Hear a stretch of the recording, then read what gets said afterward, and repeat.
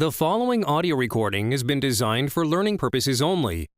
Do not share, distribute, or provide any type of copies, or this audio lesson will not be made available to you. Good luck with today's lesson.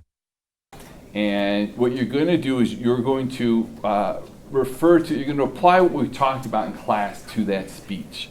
Okay, so we've talked about how to use your voice. We've talked about how to use gestures and such like that. We've talked about, last class we talked about, is it persuasive speech or is it an informative speech? So stuff like that. You're going to apply as much of that as you can to that speech, all right? For example, I think I gave the example, all right? Young ladies who watched a speech by a former governor of Michigan, Jennifer Granholm. She wore a black dress, all right? I didn't notice that they did. They said she shouldn't have worn the black dress because that shows like a funeral, and she was kind of implying then, whether she meant to or not, the state was dead, okay? That's one thing you might notice. When we watched that little clip of President Obama, I remember that? He was giving that speech in Detroit, the Labor Day speech, all right? And we pointed out, well, he took off his coat, he took off his tie, rolled up his sleeves.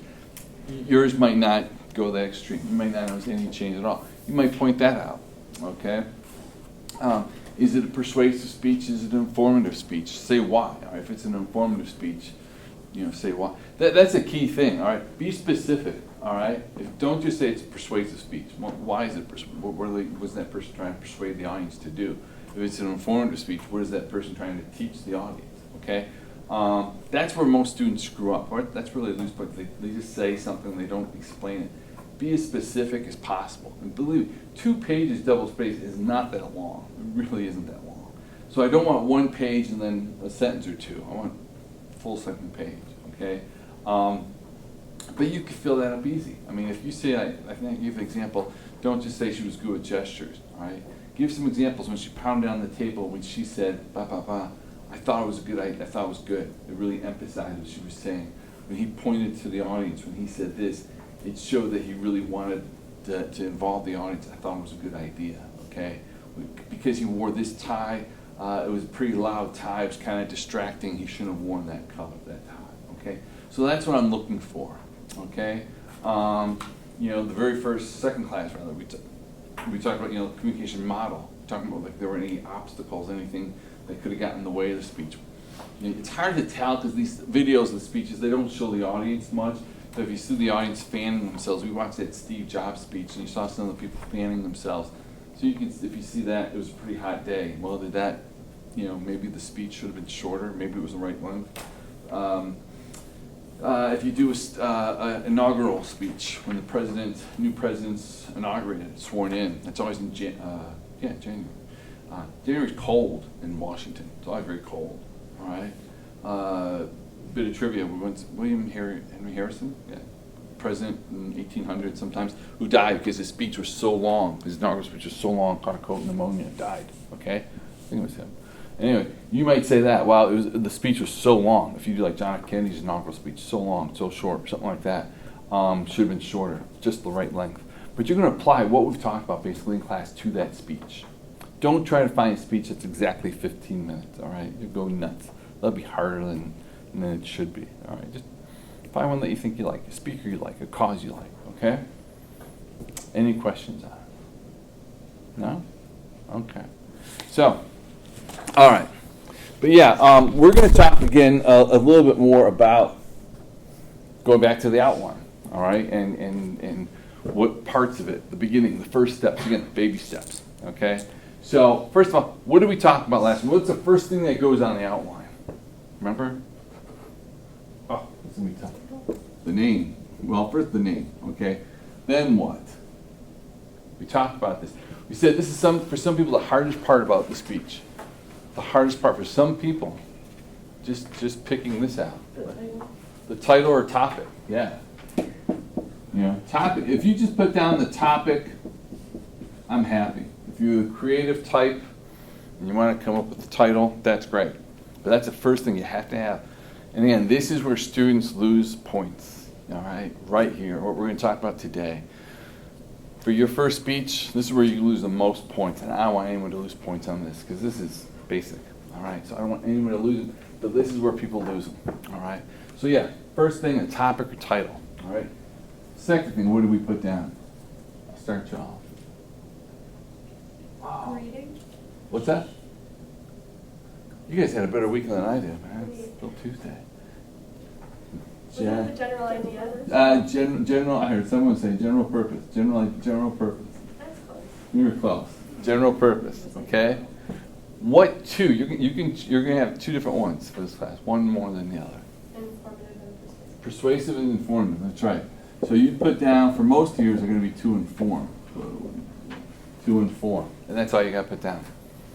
For one of them, you've got one persuasive speech. So you're going to put down to persuade. Okay? We said there's a third one to entertain, but you're not really doing that kind. You're not doing it to entertain speech. And we said, there's always overlap. There's always overlapping. Okay? I mean, you're not going to ever give a speech that's 100% informative, right? I mean, there's going to be some part of it that is persuasive. You never, even if you've gone to given a persuasive speech, you're probably going to be teaching people something, okay? And then entertaining, you don't tell jokes or do a song and dance or anything, but your speech should be somewhat entertaining, okay? So there's always overlap there.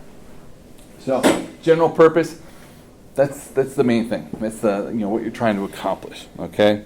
So it gives direction. Gives direction of your speech, the general purpose. So what do we do after that? Well, this is the part it's tough to explain. I'm going to have a handout for you today. I'm going to have a handout for you. Hold on to it because it does a good job, even though it doesn't say explicitly, through exercise, through what I want you to do, you'll see how it works. But the next thing you have to include here is something called the specific purpose.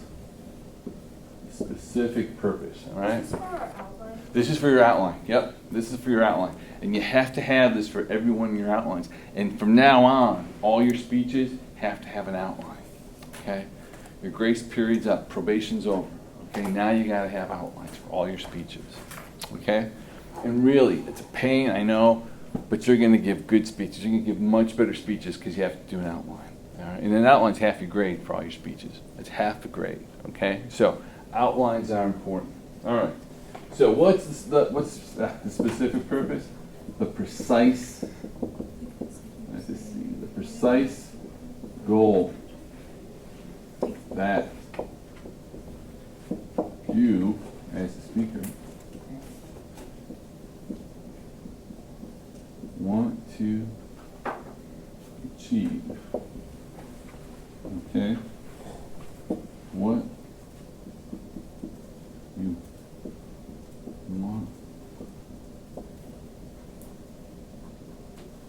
you want to accomplish. Okay? So what you want to achieve. All right, this is what I want to do. All right? This is important. This is important. You have to have a specific purpose in your speech. And you have to have this before you even start doing research. Okay? You have to have it before you start doing research. It sharpens ideas. I can't write today. Sharpens ideas. Focuses. I think there should be another S there. Focuses. Okay? Now I said you have to have this before you do any kind of research. Okay. Did one on Sunday, so I can use them. All right, let's say you want to do a speech on Matthew Stafford. Okay? So you're doing a speech on Matthew Stafford. Well, he's a young guy, but there's still a lot of information out there on Matt Stafford. Okay? So, if my speech is simply, give a speech on Matt Stafford, to teach the audience on Matt Stafford, well, that's pretty general, all right? I want to make it as specific as possible. I want to do it before I even go to the library, go on the computer, all right? Because let's say if I want to make it specific, I could say, well, to give a speech on Matt Stafford and talk about his high school football days.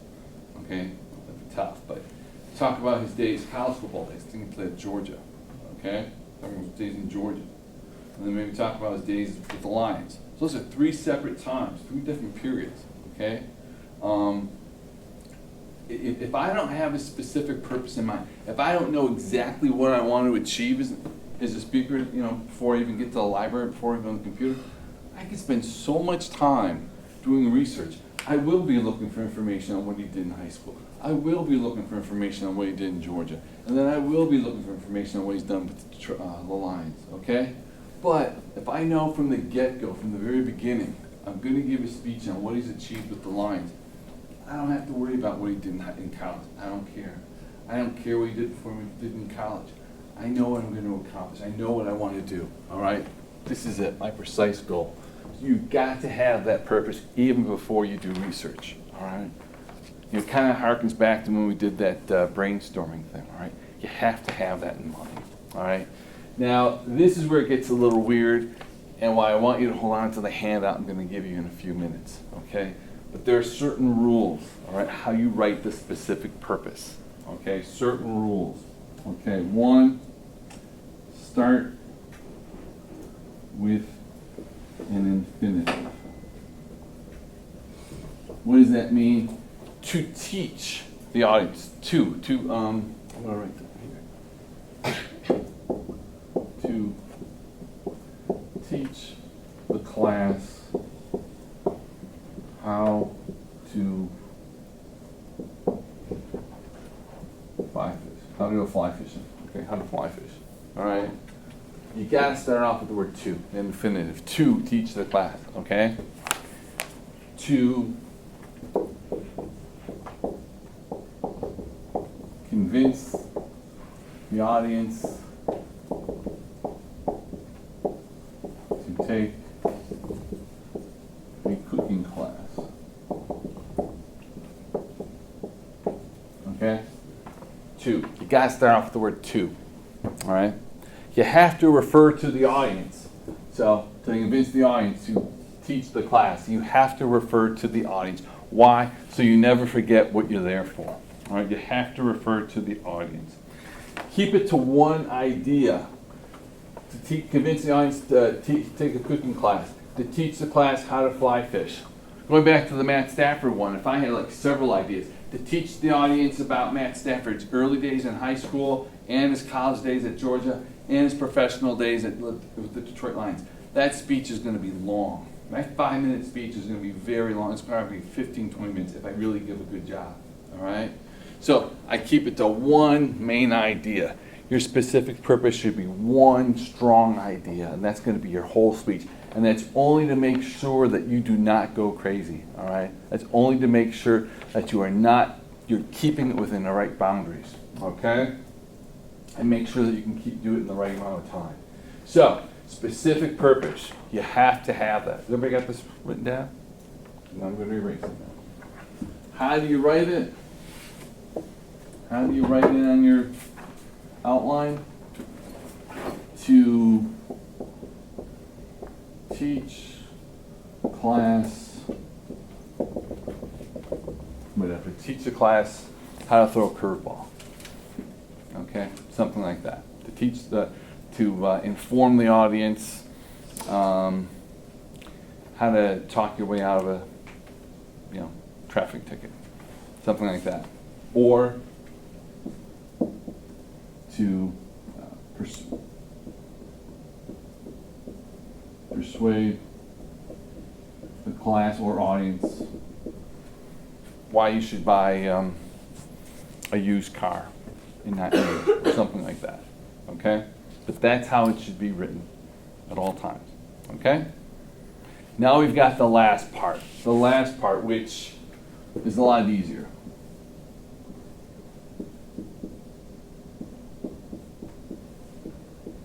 The central idea. How many of you, when you've written an essay or something, had to have a thesis statement? Okay, good. Central idea is the same thing. Okay? Same thing. It's a thesis statement. It's a thesis statement. If there's only one thing your audience remembers from your speech, this is what you want them to remember. Okay? This is what you want them to remember. All right? It's the key concept.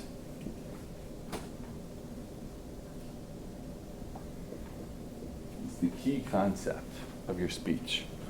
Okay?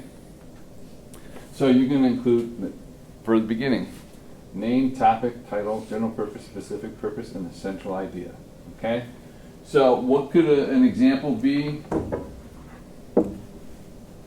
Oh, key thing here too, on your outline, you write this out as a complete sentence.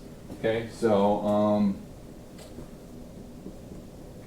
fly fishing is a fun, and these are cheap, terrible ones, I'm just making it, is a fun and relaxing hobby. Something like that. Okay? So, after going through all this stuff in your speech, you may talk about the history of fly fishing. I wouldn't do that, but how to start off fly fishing, the equipment you need for fly fishing, and why it's so great. Basically, at the end of your speech, you just really want them to remember fly fishing is fun and it's relaxing. All right, so maybe then they'll go out and do their own thing. They'll find it. Okay. You know, cooking classes make everyone a master chef.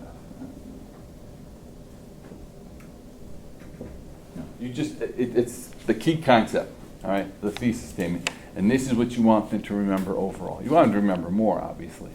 But if that's all they remember, you're happy. Okay? Any questions on this? Okay, this is important.